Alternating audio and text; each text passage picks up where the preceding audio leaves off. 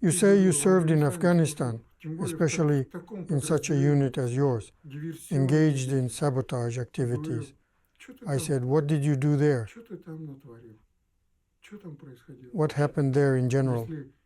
If we don't consider what was on TV and don't take into account what was on the radio, what was written in newspapers, then it's all beside the point. Let's say, as a participant in the events, as a participant in the war, you tell me, what was it like there? He looked at me, the only thing I remember. He looked at me and said, there was nothing good there.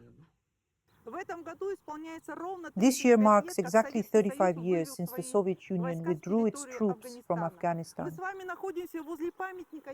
We are here at the anti-war memorial. We are here by the monument to the guys who died in this senseless war. Was Afghanistan the very first brick in the collapse of the Soviet Union? Let's talk about it today. Hello friends, my name is Julie and you are on the Soviet-born channel, where we, born in the USSR, tell you the real truth about this interesting era.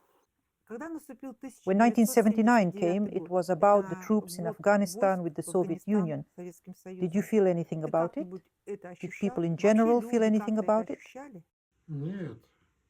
No, there was nothing like that. They declared the deployment of troops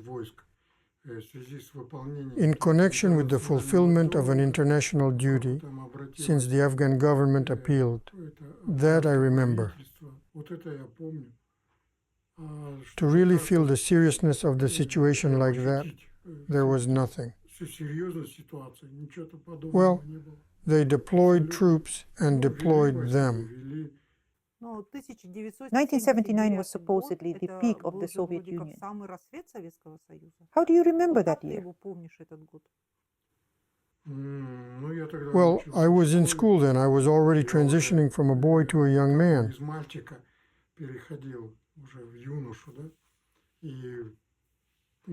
And what were the feelings? Everything was wonderful. Everything was good.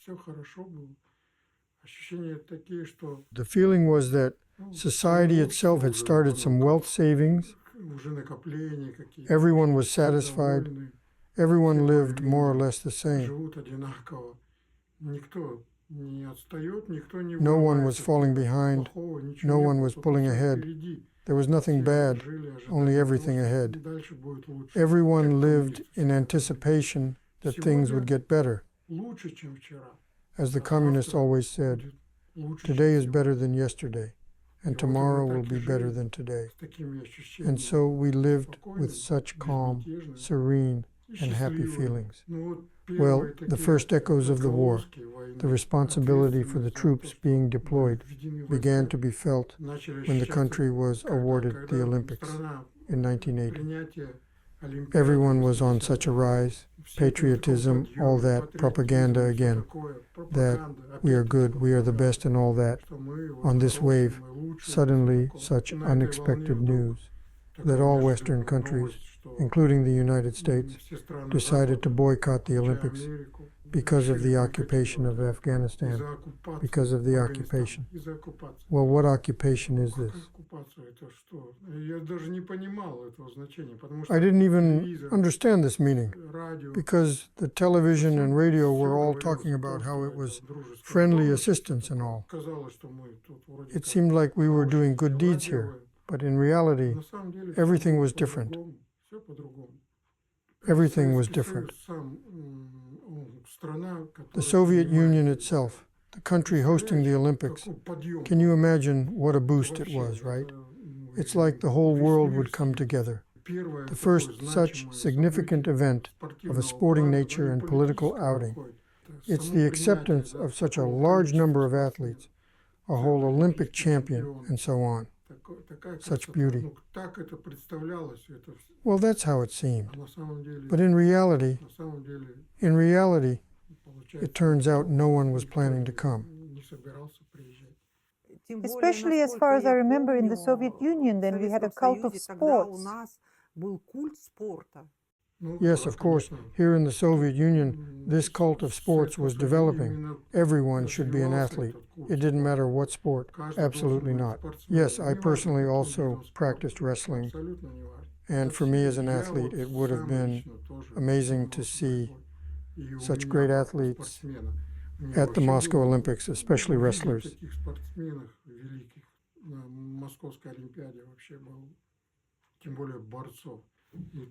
And then suddenly a boycott is announced that such outstanding athletes will not come to the Olympics.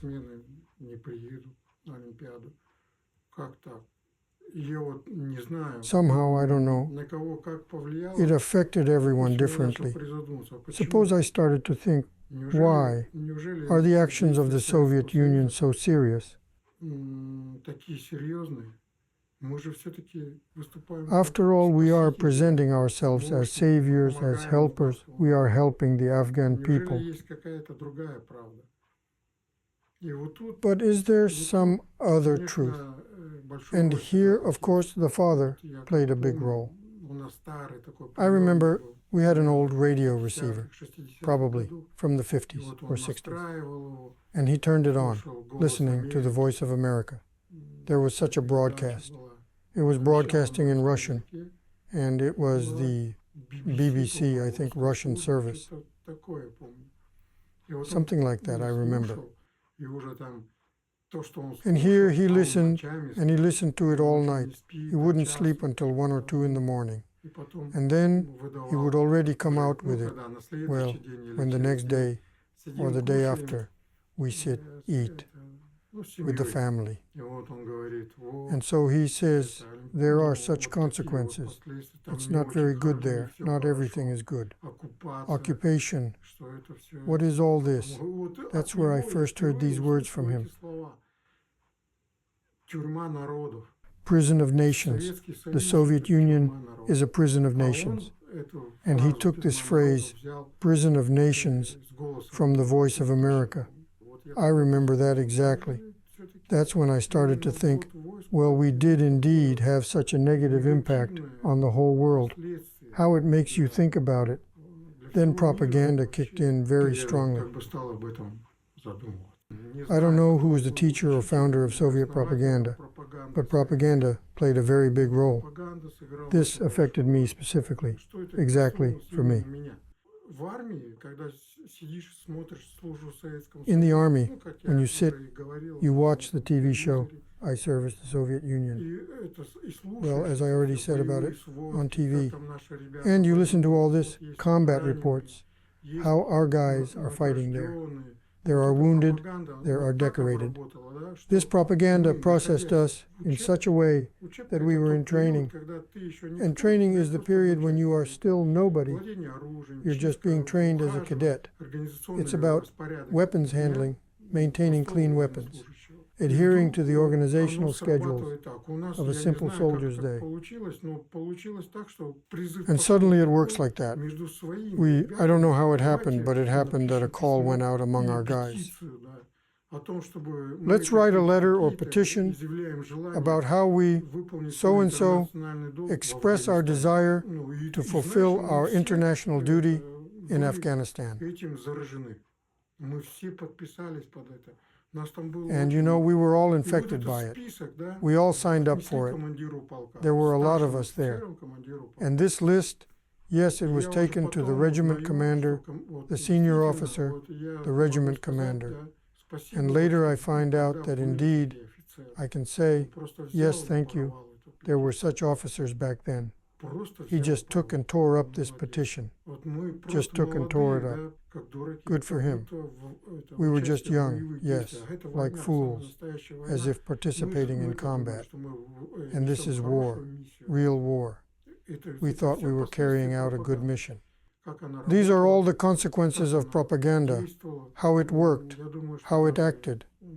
I think that even now, at the present time, the starting point, maybe it's Soviet propaganda. They directly act according to those, whether it's manuals or instructions. I don't know, but brainwashing is done excellently if we didn't even think about it. You understood this after you met with your friends who served in Afghanistan. You understood back then what it was, not to mention that zinc coffins began to arrive. The question is such a good question. Witnessing that, I can judge Afghanistan, how it affected me. I met with my friends.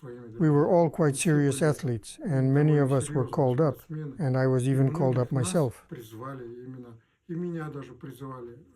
Maybe I would have gone to Afghanistan myself later, but the thing is, they found flaws in my health and would have disqualified me. And our guys, well, out of us there were 10 people, and 2 ended up in Afghanistan. One in the Airborne Assault Brigade, one in reconnaissance, sabotage activities. Such brigades existed. When I asked them, they didn't want to talk about it at all. They closed themselves off. The only time when I really heard something from them, I came to my friend. Meanwhile, a lot of time had passed. It was literally the beginning of the 2000s. I came to him and his wife said, "Bring him to his senses." I say, "What happened?" She says, "He's there, at the cafe. He's just drinking and getting drunk." She said, "Can you bring him to his senses and bring him home?" But I went down and I knew where the cafe was. It was about 10 meters away. I go in and it's exactly the same scene. Yes, there's a table, there's a bottle of vodka, there's a glass. Well, of course, like a 200-gram glass, but a bit smaller. And an empty plate, apparently whatever was there. He sat down. And that's it. And he drank. I sit him down and I say, "Listen, calm down. Let's go back." And all that. He says, "I don't want to. Just to pass out a bit." I say, "What happened? What are you going to pass out from?" He's silent, doesn't say anything. I say, "Listen, tell me this. You say you served in Afghanistan, especially in such a unit as yours, engaged in sabotage activities."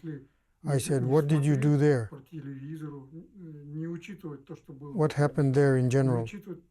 If we don't consider what was on TV and don't take into account what was on the radio, what was written in newspapers, then it's all beside the point.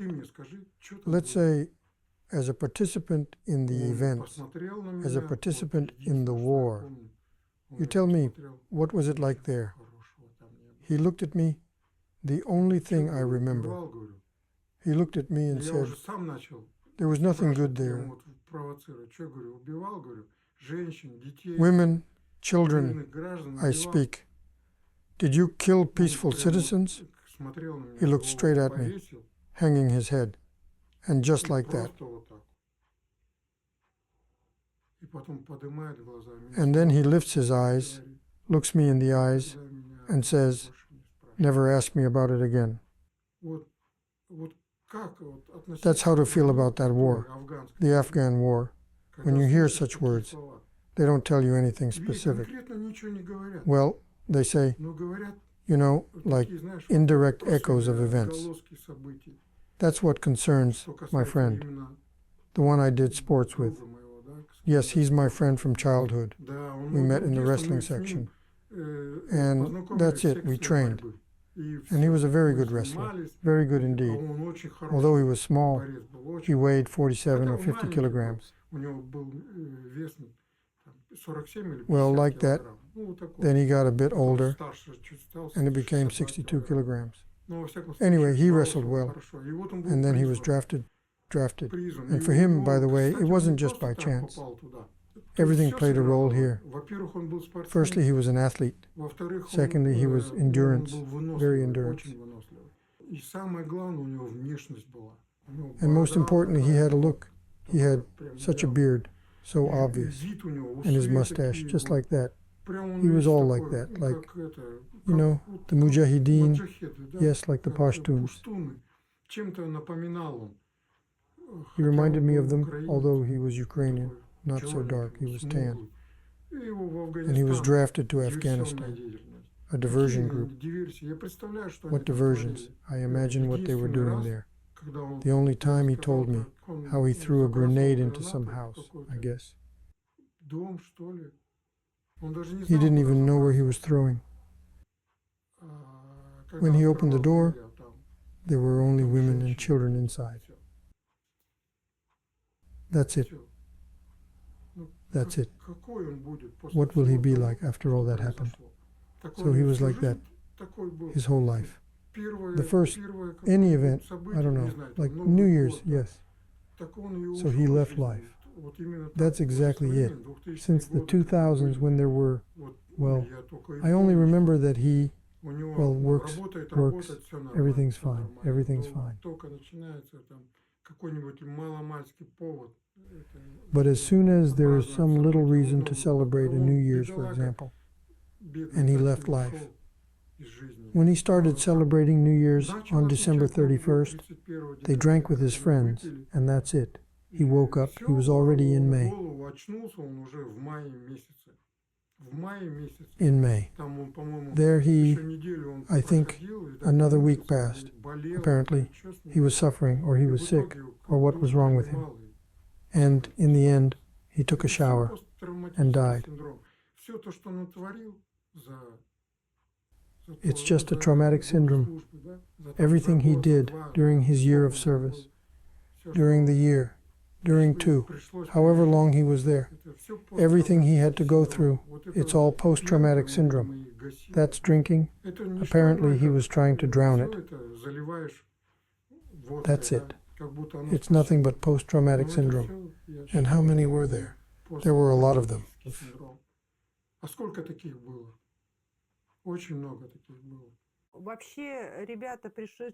In general, the guys who came from Afghanistan, they all eventually had not the best destinies. Plus, on top of everything else, these guys didn't come back as boys, they came back as people who then, I think, had an impact on the whole country's life. What do you think? Did Afghanistan contribute to the collapse of the Soviet Union? It certainly did. It definitely did. Because the war itself, it's an expensive business, purely economically. That's undeniable. It severely undermined the Soviet Union.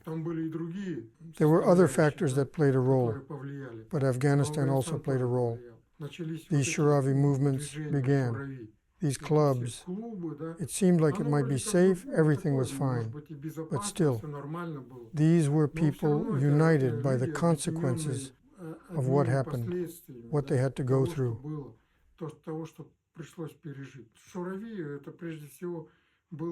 Shiravi, first and foremost, was the union of people who went to Afghanistan. And these associations were like patriotic clubs of some kind. And they played a very big role already in the future, even economically, yes. When the collapse of the Soviet Union was close, these associations, many switched to criminal structures. Athletes, that goes without saying, criminal.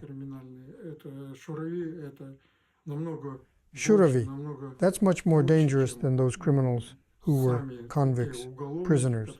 These at Shuravi were completely different. They could stand up to anyone absolutely, especially considering what they were capable of.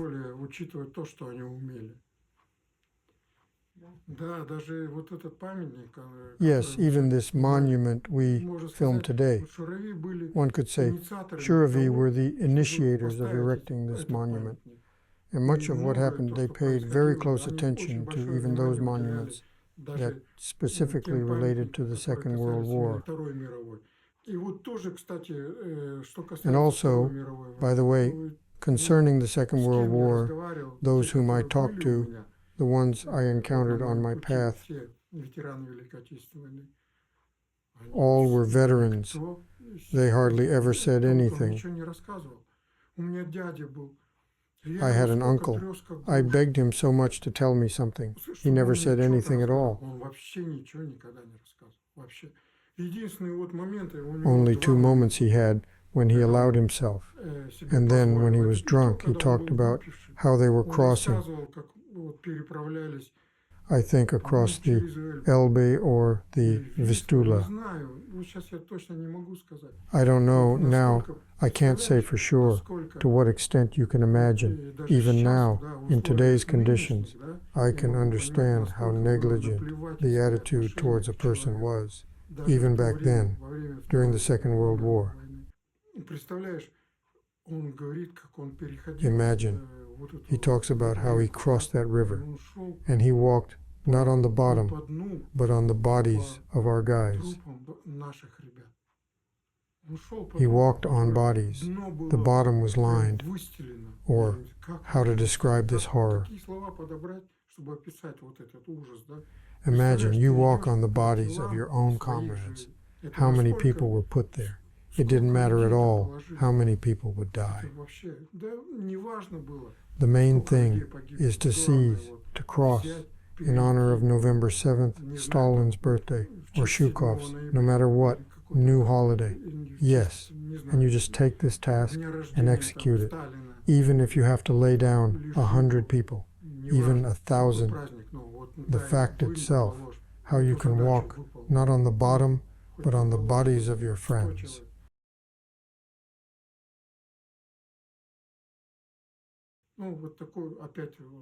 Well, such, again, my thoughts are drifting a bit, not there. Now it seems like Afghanistan. Well, anyway, I'm just saying that everything, whatever it was, all the events, even military, I don't know, simple army ones, Soviet government never treated people properly, never. And I felt it myself, being in the army, like expendable material. Need to put 1 million, put 1 million, need 10 million, put 10 million. Well, that's a bloody regime. That's a communist bloody regime. I can't say anything good about the communists. How many people were sacrificed?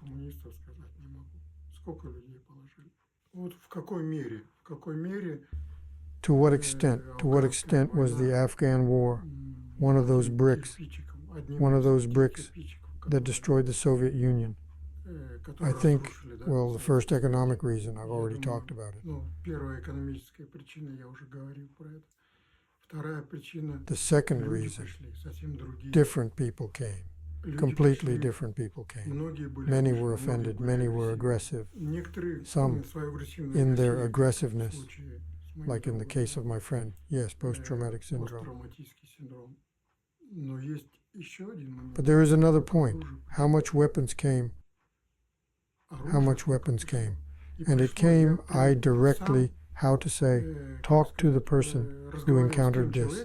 And he lived in this city, which was bordering with Afghanistan.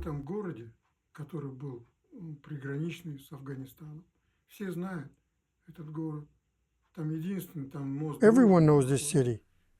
There's only one. The Friendship Bridge passes there. This city is Termez, in the Uzbek SSR at that time. And how many Soviet army troops stationed in Afghanistan passed through this bridge, through this city? And what was there, huh? A bottle of vodka, and you have a rifle, the cost of a rifle, a grenade, a combat grenade. He said, I think, 4 bottles of vodka cost. Imagine. How much weaponry came in, unaccounted for weaponry.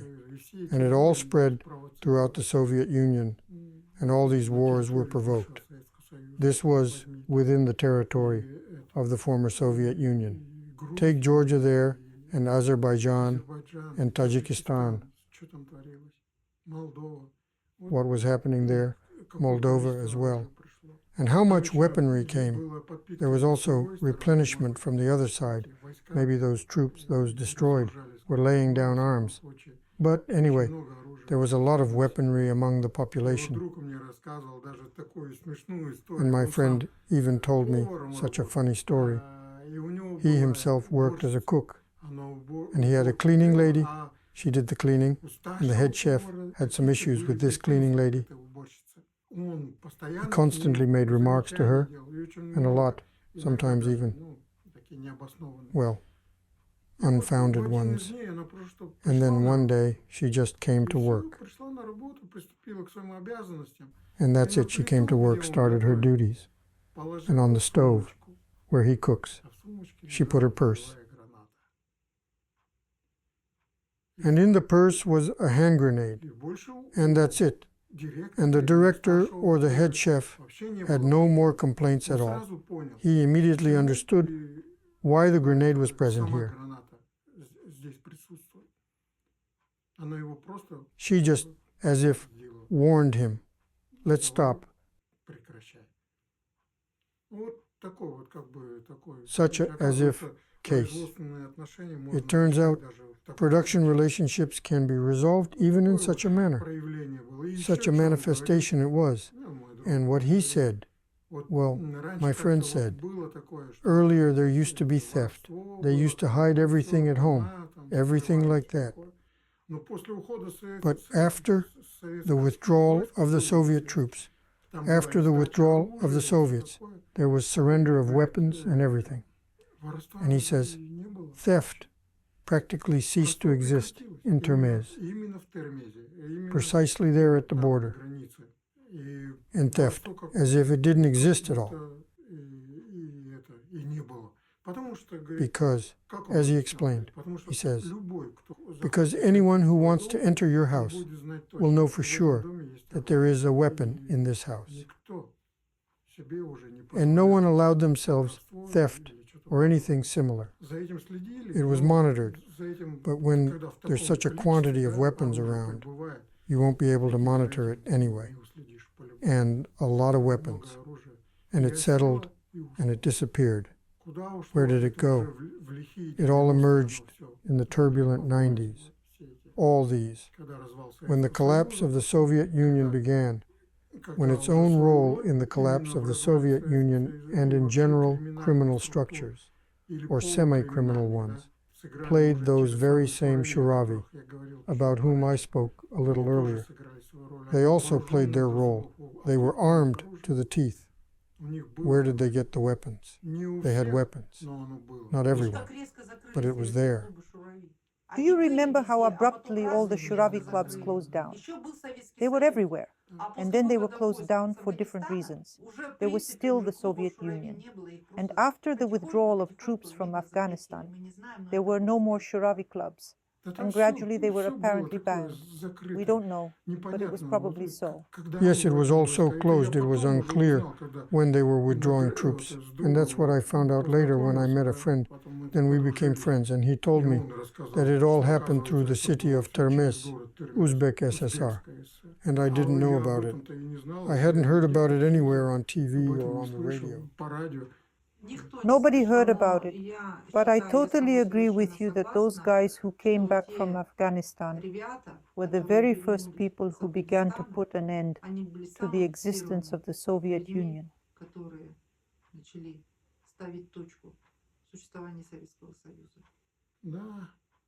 Yes, I agree. They started eroding all the conditions of Soviet society. I agree, weaponry. Weaponry. Yes, there was simply an immense amount of weaponry. And what to say? I remember in the 90s, when all this turbulence started here, in the 90s, I know for sure that in our neighboring city, yes, they took containers full of weapons, full-fledged weapons, and it was combat weaponry. That is from combat actions. And what kind of combat actions? This was, well, wait. This was in 92, 93. It was... Let's talk about the 90s next time. It will be a separate, very interesting story. Agreed. Everything is interconnected. War leads to nothing good.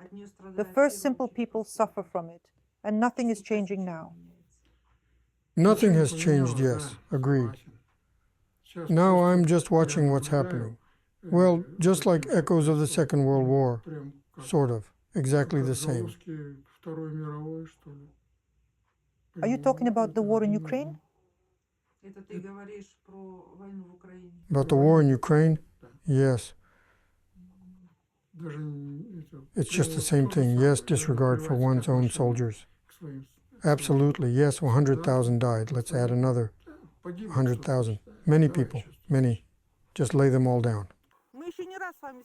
We'll return to the topic of Afghanistan with you more than once because it's impossible to cover it all at once. So subscribe to our channel, leave comments, and until we meet again, goodbye.